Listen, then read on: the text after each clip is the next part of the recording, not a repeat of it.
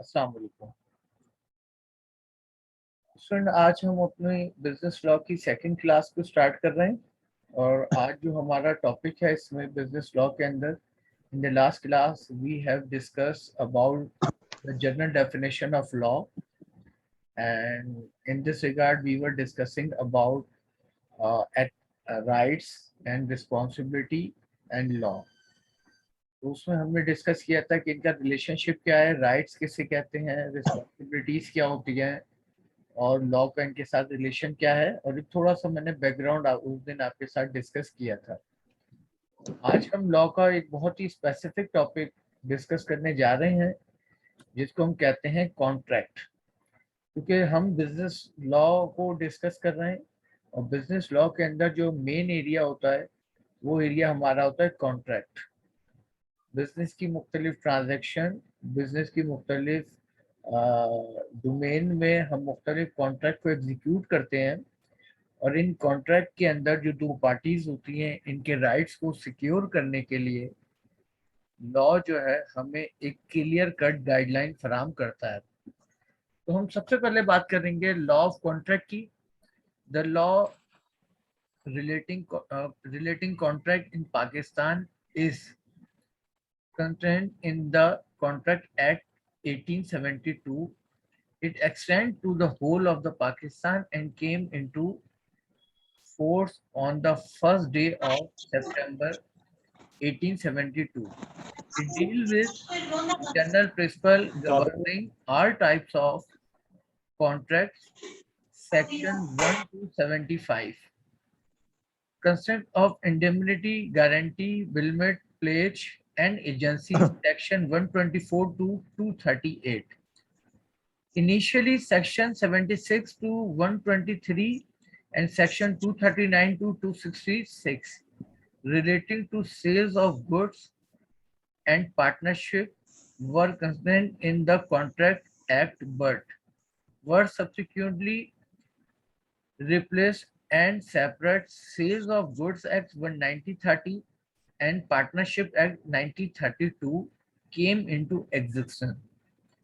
तो बुनियादी तौर पे सेल्स ऑफ गुड्स एक्ट और पार्टनरशिप एक्ट जो पहले ज्वाइंट कंबाइन था, इसको बाद में सेपरेट करके एक्ट 1930 सेल्स ऑफ गुड्स और पार्टनरशिप एक्ट 1932 में सेपरेट कर दिया गया। अब अगर हम एक स्पेसिफिक डेफिनेशन देखें कॉन्ट्रैक्ट की कि कॉन्ट्रैक्ट की डेफिनेशन क्या होती है। फिर चाय पीऊंगा या मैं खाऊं? Every agreement and promise enforceable at law is a contract.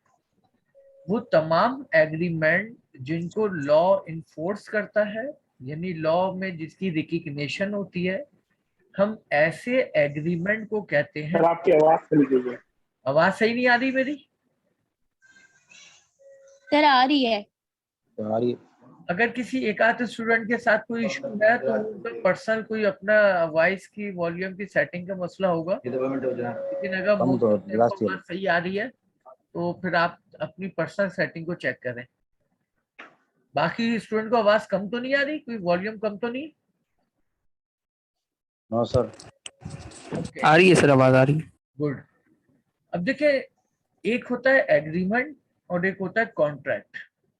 तो बुनियादी तौर पे हमें डिफरेंशिएट करना होता है कि एग्रीमेंट किसे कहते हैं और कॉन्ट्रैक्ट किसे कहते हैं। क्लियर है? हर कॉन्ट्रैक्ट इनिशियल स्टेज पर, फर्स्ट स्टेज पर एग्रीमेंट होता है और इसकी कंप्लीशन कंप्लीट होने के बाद ये इट बिकम अ कॉन्ट्रैक्ट। बाद में कॉन्ट्रैक्ट बन जाता है जब इसको लॉ रिकग्नाइज कर लेता है या जिस पे लॉ इन्फोर्स करता है। क्लियर?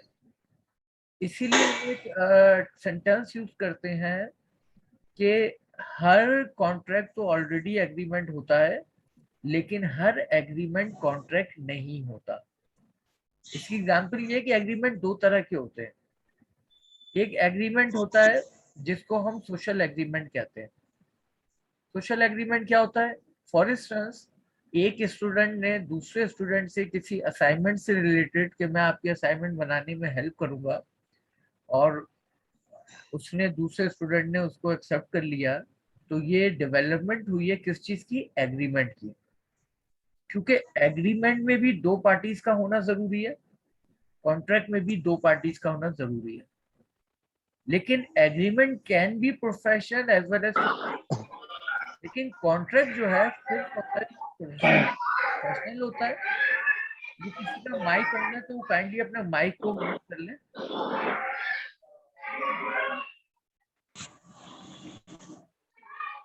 कॉन्ट्रैक्ट जो है एग्रीमेंट से डिफरेंट, इस पे लॉ अप्लाई होता है, यानी लॉ में इसकी रिकग्निशन होती है और इसको इन्फोर्स करता है। तो अगर एक स्टूडेंट ने सोशल एग्रीमेंट दूसरे स्टूडेंट से किसी असाइनमेंट की प्रिपरेशन के लिए हेल्प करने के लिए किया है और वो स्टूडेंट उस पर अमल नहीं करता, तो हम इसको कॉन्ट्रैक्ट नहीं करते, हम इसको एग्रीमेंट कहते हैं। क्यों एग्रीमेंट कहते हैं? लॉ अप्लाई नहीं होता। लेकिन अगर एक स्टूडेंट, एक पर्सन दूसरे पर्सन से मोटरसाइकिल की सेल्स का एग्रीमेंट करता है और उसके अगेंस्ट वो एडवांस पेमेंट टोकन मनी लेता है, और अगर बाद में वो उसको मोटरसाइकिल डिलीवर नहीं करता, यहाँ पे लॉ इन्वॉल्व हो जाता है, लॉ रिकग्नाइज करता है, लॉ एप्लीकेबल होता है। यही वजह है कि ये एग्रीमेंट नहीं होता, ये क्या कहलाता है? कॉन्ट्रैक्ट। बेटा कॉन्ट्रैक्ट रिटर्न भी हो सकता है, कॉन्ट्रैक्ट ओरल भी हो सकता है। ये किस स्टूडेंट की माइक खुला हुआ है भाई?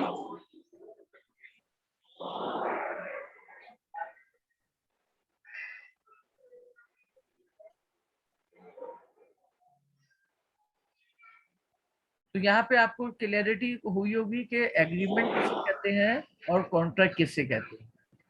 कॉन्ट्रैक्ट की एक और डेफिनेशन हम देखते हैं।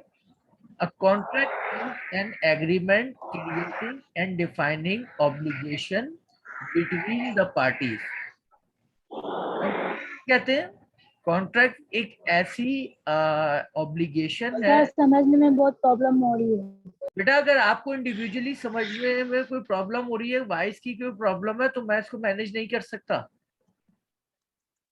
नो सर, वॉइस की प्रॉब्लम नहीं है, पीछे माइक ऑन है और फिर आवाज सही तरीके से क्लियर नहीं आ रही है आपकी। मैं कंटिन्यूसली कह रहा हूँ कि जिस स्टूडेंट के मतलब नॉइज है वहां पे वो लाजमी अपने माइक को म्यूट करें।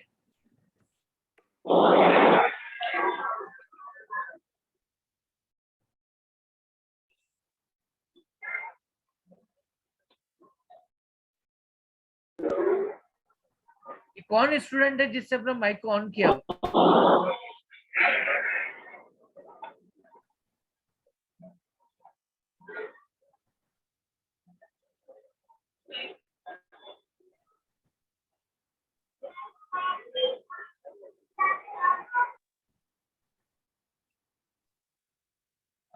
बेटा ये जब तक मैंने आपको पॉइंट आउट देखा नहीं उस वक्त तक आपको आवाज नहीं आ रही थी कि माइक को।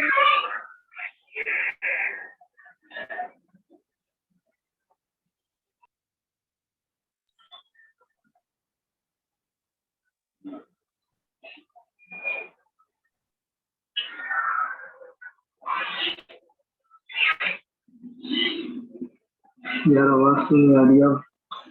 राजा उमर कौन है ये?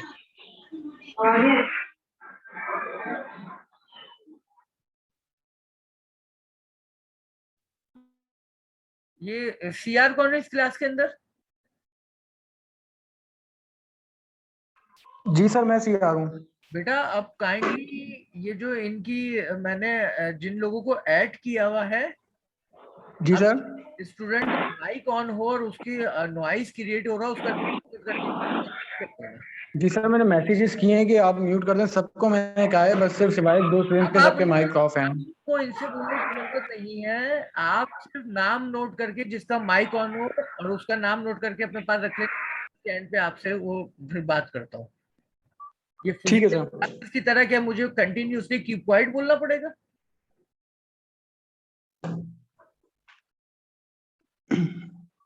अब तो काफी टाइम हो गया आप लोगों को ऑनलाइन क्लासेस देते हुए, कुछ मैनर्स कुछ एटिकेट्स आ गए होंगे। तो वैसे ही हमारे पास टाइम स्पेंड बहुत शॉर्ट होता है ड्यूरिंग द ऑनलाइन क्लास, उसमें अगर ये ऐसी हर्डल और डिस्टर्बेंस होगी तो हम कैसे कंटिन्यू करेंगे? Okay, we were talking about the difference between the agreement and contract. In this regard, we have discussed the first definition of contract. Every agreement and promise enforceable at law is a contract. Now we will discuss the second definition of the contract. A contract is an agreement creating and defining obligation between the parties. हम contract ऐसे agreement को कहते हैं जिसके अंदर दोनों parties की obligation होती है, जिनको उसको फुलफिल करना होता है. ऐसा एग्रीमेंट हमारे लिए क्या कहलाता है? Contract. Another definition of contract is an agreement enforceable by law made between two or more persons by which rights are acquired by one or more to acts or forbearance on the part of other or others. Contract में जरूरी नहीं है कि सिर्फ दो ही parties हो. Contract में दो से ज्यादा पार्टीज भी हो सकती हैं, और जितनी भी पार्टीज कॉन्ट्रैक्ट में इन्वॉल्व होंगी उनकी कोई ना कोई ऑब्लिगेशंस होगी, और वो रिस्पॉन्सिबल होंगे कि उस ऑब्लिगेशन को फुलफिल करें. अब हम बात करते हैं एग्रीमेंट की. Section 2E define agreement as every promise and every set of promise forming the consideration of each other is an agreement. बुनियादी तौर पे हम एग्रीमेंट से मुराद वादानामा लेते हैं, जिसमें दो पार्टीज एक दूसरे से किसी भी इशू से रिलेटेड कोई प्रॉमिस करती है, तो वो प्रॉमिस जो है हमारा क्या कहलाता है? Agreement. Section 2B define promise as when the person to whom the proposal is made signifies his assent to the proposal it's said to be accepted. A proposal when accepted become a promises. बुनियादी तौर पे contract में और agreement में offer और acceptance बहुत अहम point होते हैं. कॉन्ट्रैक्ट के अंदर भी एक पार्टी ऑफर करती है तो दूसरी पार्टी इसको एक्सेप्ट करती है, जबकि एग्रीमेंट के अंदर भी एक पार्टी ऑफर करती है और दूसरी पार्टी प्रॉमिस के अंदर एक्सेप्ट करती है. तो ऑफर एंड एक्सेप्टेंस बहुत जरूरी है यहाँ पर, चाहे वो एग्रीमेंट हो चाहे वो कॉन्ट्रैक्ट हो. कॉन्ट्रैक्ट एग्जीक्यूट अभी आगे जाके हम डिटेल में देखेंगे कि जब एक पार्टी ऑफर करती है और दूसरी उसको एक्सेप्ट कर लेती है तो ये हमारे लिए बन जाता है एक लीगल कॉन्ट्रैक्ट. और इसी तरह प्रॉमिस या एग्रीमेंट के अंदर जब एक पार्टी ऑफर करती है दूसरी उसको एग्री करती है, एक्सेप्ट करती है, तो ये भी हमारे लिए बन जाता है एग्रीमेंट. वो फर्क ये है कि एग्रीमेंट पे लॉ अप्लाई नहीं होता, जबकि कॉन्ट्रैक्ट पे लॉ अप्लाई होता है. अब हम एग्जाम्पल को डिस्कस करते हैं कॉन्ट्रैक्ट की.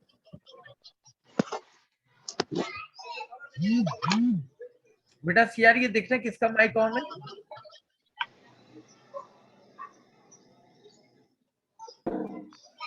जी sir.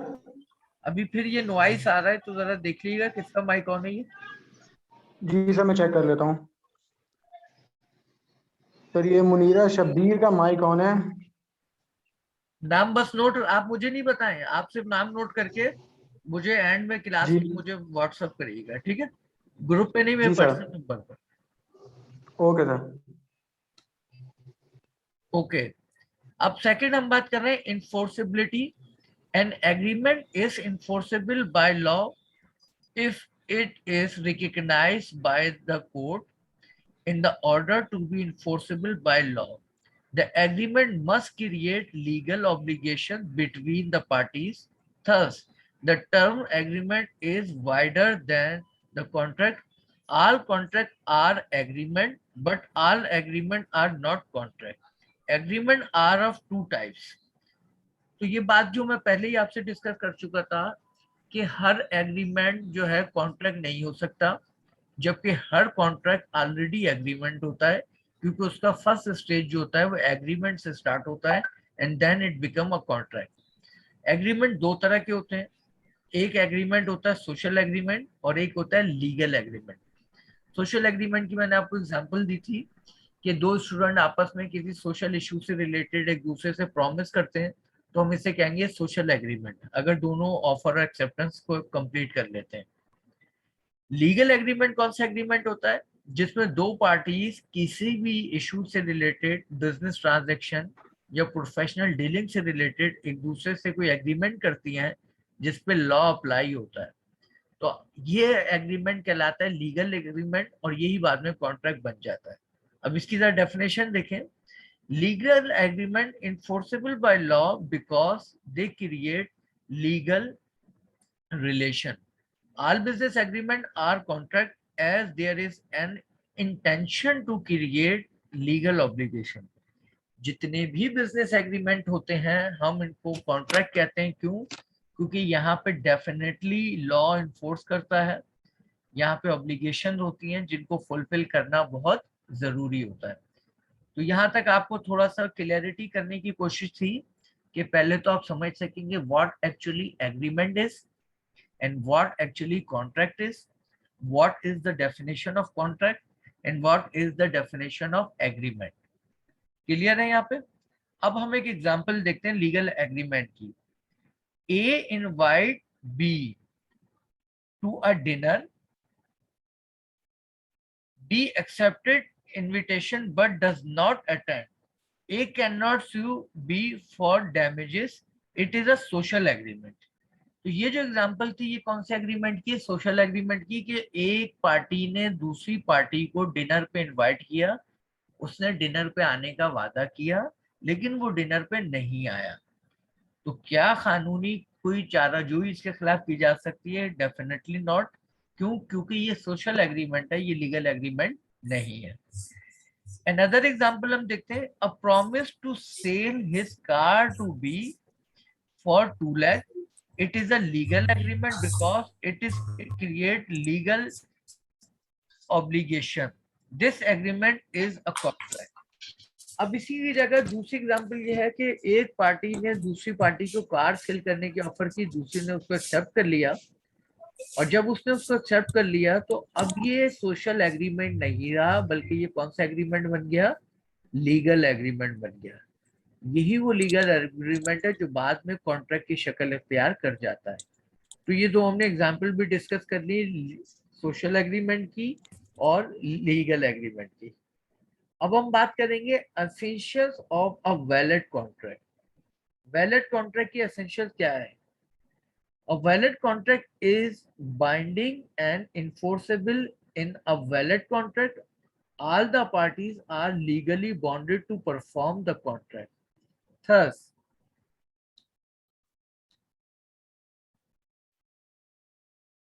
a contract can be enforced by either of the parties. If one party refuses to perform the contract, the other party can enforce it throughout court.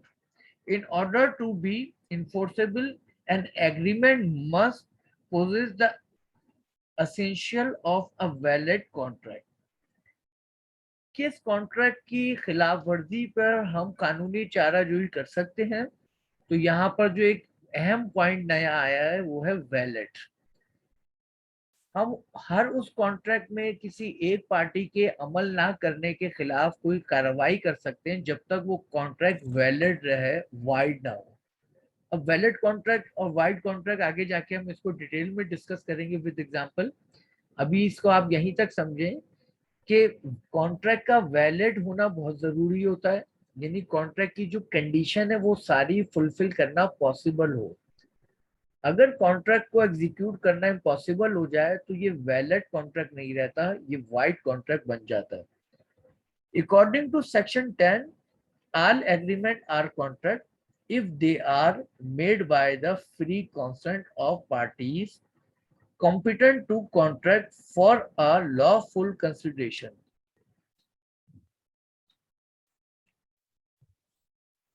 And with the lawful object, and are not hereby expressly declared to be a void regarding writing, attestation or registration.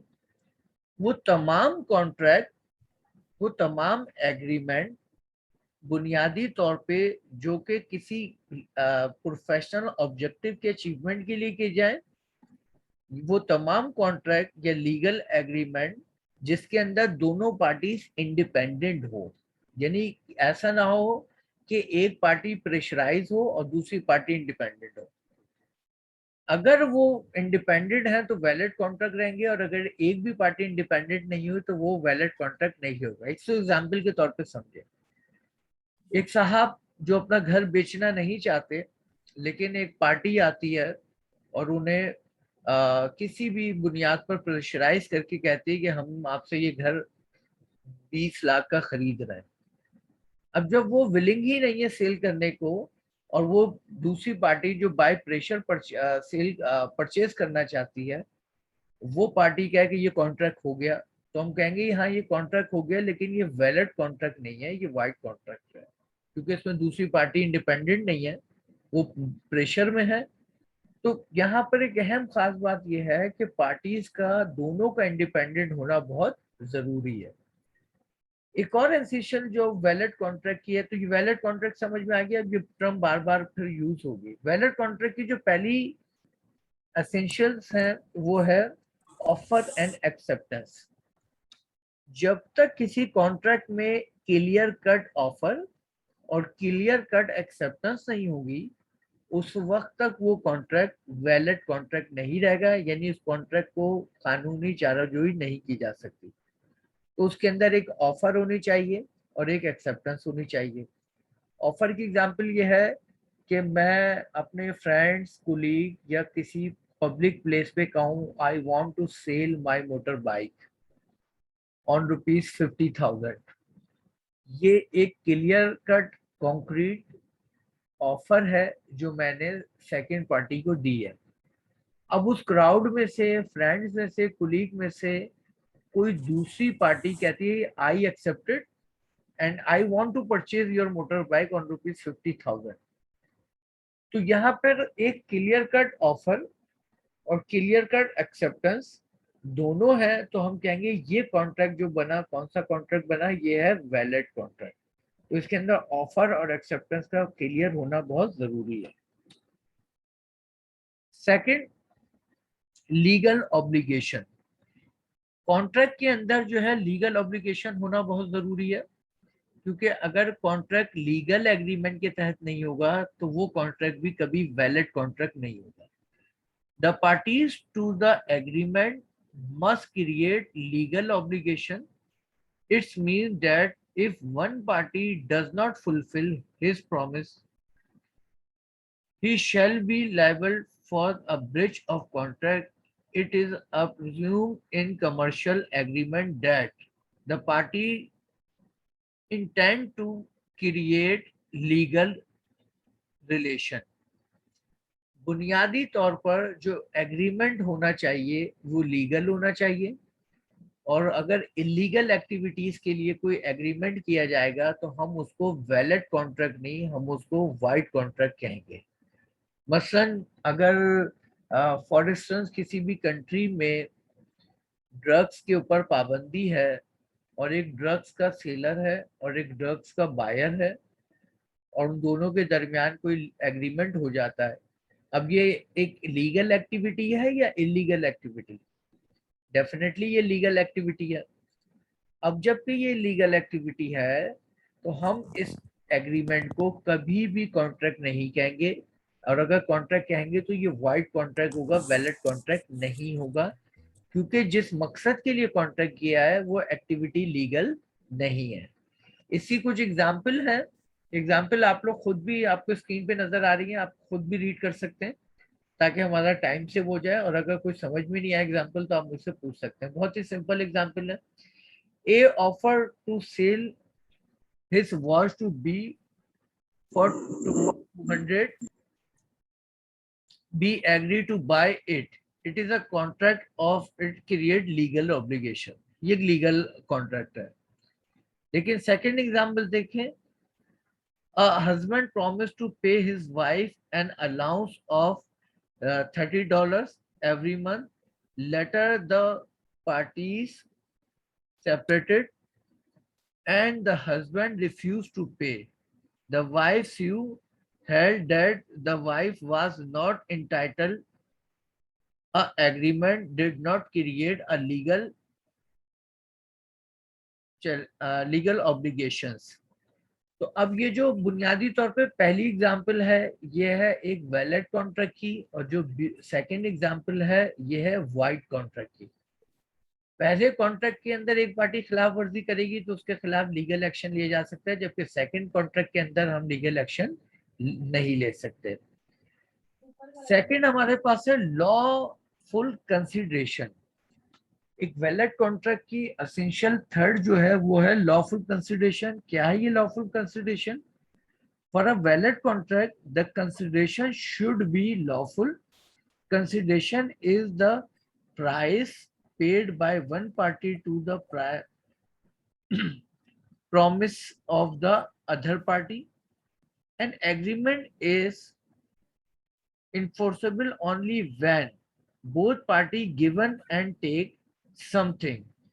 That something given or taken is called consideration.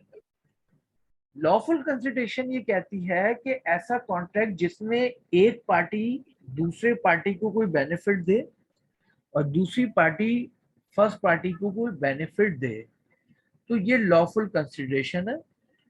लेकिन अगर दोनों parties benefit हासिल नहीं कर रही, सिर्फ एक ही party benefit हासिल कर रही है, तो ऐसा कॉन्ट्रैक्ट लीगल कंसिडरेशन में नहीं आता।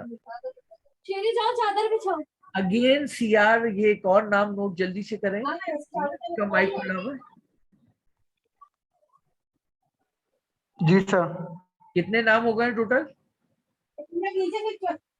सर 3 हो गए। शाबाश। इन नाम को अपने पास नोट करो और मुझे व्हाट्सएप करना। हम इनको पॉइंट आउट बार बार नहीं करेंगे, बस आप नाम नोट करके जाना। क्लियर? ठीक है सर। लॉफुल कंसिडरेशन किसे कहते हैं? लॉफुल कंसिडरेशन कहते हैं बिलफर्ज है कि मैं कहूं कि मैंने एक आमिर साहब से कॉन्ट्रैक्ट किया है क्या कि वो मुझे अपनी मोटर बाइक भी देंगे और 50,000 भी देंगे, और मैं कहूं कि ये हमारा लीगल एग्रीमेंट था जो कॉन्ट्रैक्ट बन गया, तो उसमें सारे बेनिफिट मुझे ही मिल रहे हैं या कुछ बेनिफिट उन्हें भी मिल रहा है? यहाँ पे सारे बेनिफिट मैं ही रिसीव कर रहा हूँ, उन्हें कुछ नहीं मिल रहा। ये चीज बताती है कि ये लॉफुल कंसिडरेशन नहीं है। लॉफुल कंसिडरेशन ये है कि जिसमें एक पार्टी कुछ बेनिफिट हासिल कर रही हो तो दूसरी पार्टी कोई और बेनिफिट हासिल कर रही हो, यानी both party should get benefit throughout the transaction, throughout the contract, throughout the agreement is called lawful consideration. इसकी कुछ एग्जाम्पल है, आप लोग खुद पढ़ लें, मैं आपको थोड़ा सा टाइम दे रहा हूं।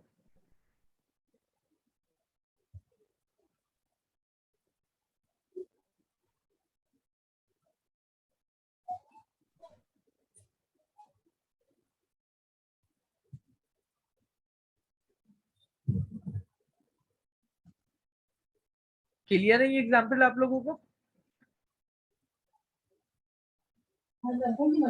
Yes sir. ओके, तो यहाँ तक जो है हमारा ये एसेंशियल ऑफ वैलिड कॉन्ट्रैक्ट के हम 4th पॉइंट तक पहुंच गए हैं। अब उसके बाद हमारा नेक्स्ट जो एसेंशियल है वो है capacity of parties. An agreement is enforceable if it is made by parties who are competent to contract.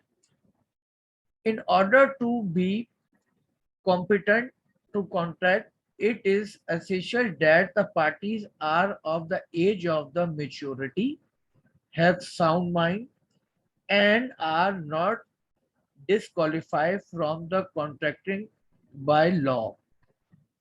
Contract by a person of sound mind is void or voidable agreement. बुनियादी तौर पर capacity of parties ये बताती है कि जो दो parties आपस में कॉन्ट्रैक्ट कर रही हैं उन दोनों पार्टीज का मैच्योर होना बहुत जरूरी है। अब अगर एक शख्स जो 40 ईयर ओल्ड है और वो किसी 9 ईयर ओल्ड किड्स के साथ कॉन्ट्रैक्ट कर लेता है कि वो 1 लाख रुपए वाली बाइक जो है वो 20,000 में परचेज करेगा, अब ऐसे में अगर वो जो किड्स है उसने कोई एग्रीमेंट किया है और वो उस एग्रीमेंट को फुलफिल नहीं करता, तो ये जो दूसरा शख्स है उसके खिलाफ कानूनी कार्रवाई नहीं कर सकता। क्यों? क्योंकि लॉ हमें बताता है कि कॉन्ट्रैक्ट के अंदर दोनों पार्टीज का मेच्योर होना, यानी मोर देन 80 और 20 ईयर होना जरूरी है। इससे कम एज का शख्स जो कॉन्ट्रैक्ट करेगा वो लीगल कंसिडरेशन में नहीं आएगा। तो ये कहलाती कैपेसिटी ऑफ पार्टीज। सेकंड एक और चीज जो है वो ये है कि कॉन्ट्रैक्ट के अंदर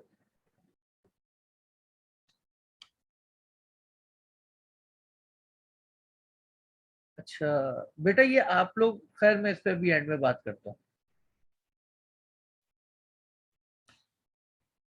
कॉन्ट्रैक्ट के अंदर अगर एक पार्टी मेंटली डिसेबल हो, यानी जिसका माइंड जो है वो सही काम ना कर रहा हो, और ऐसे में दूसरी पार्टी उसके साथ एग्रीमेंट कर ले और बाद में वो उसको कॉन्ट्रैक्ट की शक्ल दे दे, तो लॉ इसको भी प्रोहिबिटेड करता है और लॉ इसको भी लीगल कंसिडरेशन में शामिल नहीं करता। तो ये हमारी कुछ एसेंशियल थी रिगार्डिंग कैपेसिटीज ऑफ पार्टीज कि कौन कॉन्ट्रैक्ट कर सकता है और कौन कॉन्ट्रैक्ट नहीं कर सकता। क्लियर है?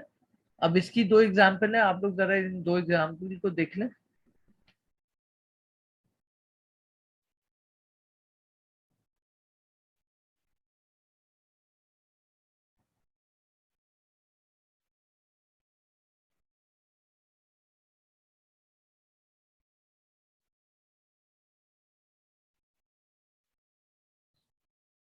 क्लियर है ये एग्जांपल्स?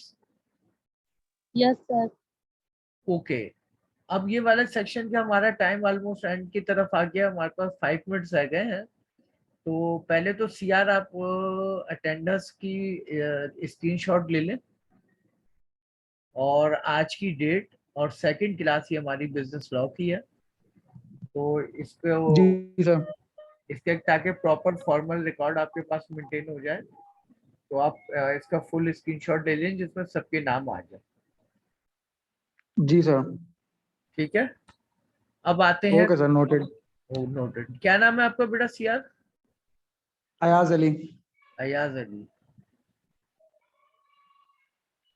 अब आप लोगों ने जो चैट में कुछ सवाल पूछे हैं वो मुझसे ओरली पूछ लें, उसमें टाइम जाया हो जाएगा अगर मैं रीड करूंगा। जो स्टूडेंट कुछ पूछना चाह रहे हैं आप एक एक करके अपना माइक ऑन कर लें और जो पूछ रहे हैं पूछ लें।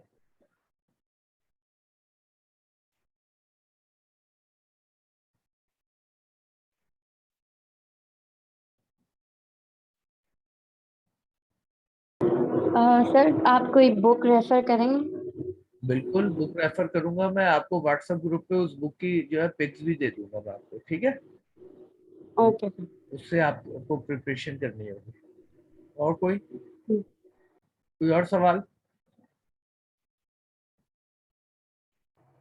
सर ये आपने एक पॉइंट बताया जो है वो एक कैपेसिटी ऑफ पार्टीज में होना चाहिए, तो ये वॉइड कॉन्ट्रैक्ट कहलाएगा अगर साउंड माइंड के साथ किया जाए या वैलिड?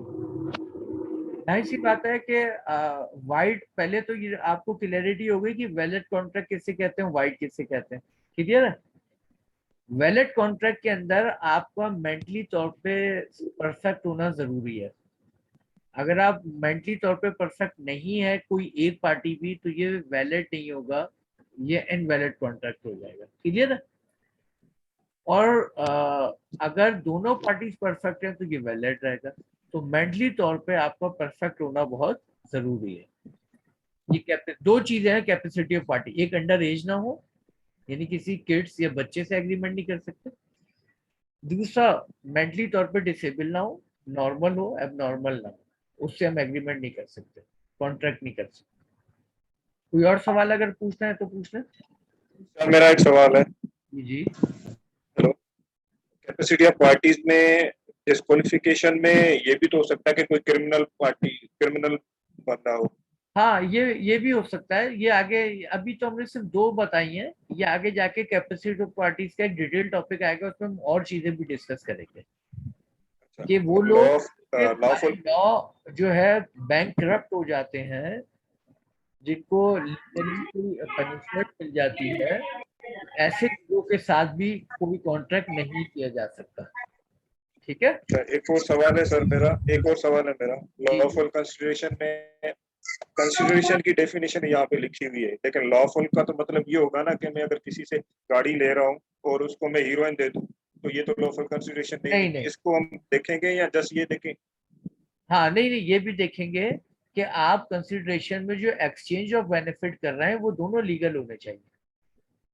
अगर thank you. Exchange of benefit में कोई भी इलीगल होगा तो वो फिर जो है आपकी करेक्ट कंसिडरेशन नहीं होगी। ठीक है, Sir, thank I you, have a question. Valid, void and voidable की क्या terms and conditions होंगी जिसकी बेस पे हम उसे valid कहेंगे, void कहेंगे या voidable कहेंगे? वैलिड तो हमने अभी डिस्कस कर लिया यहाँ पे टॉपिक के अंदर के वैलिड कॉन्ट्रैक्ट क्या होता है, क्लियर है। Alright. वाइडेबल कॉन्ट्रैक्ट अभी हम आगे जाके इसकी डिटेल में मैं आपको एग्जांपल और सारी चीजें अभी आगे आएगा टॉपिक तो उसमें डिस्कस कर लेंगे, क्लियर है। Okay. Okay, sir. ये आगे जाके। अच्छा, अब ये तकरीबन टाइम एंड हो गया तो मैं जो हूँ सेकंड सेक्शन आपको आफ्टर 15 मिनट्स में वो लिंक भेज रहा हूँ। ठीक है, अल्लाह हाफिज। Allah Hafiz. अल्लाह हाफिज।